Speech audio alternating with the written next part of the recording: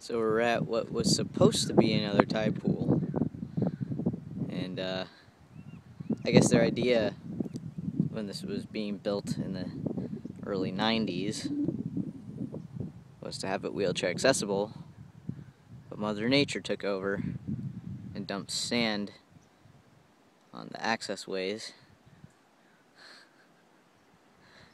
and they have a few nature-made tide pools and then one big man-made one over here somewhere.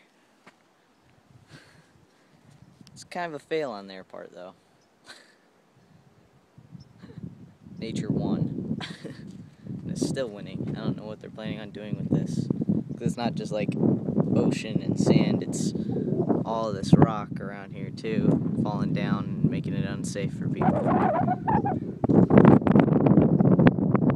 It's pretty interesting though. Still really windy. Great bird habitat. Kind of reminds me of the movies The Land Before Time.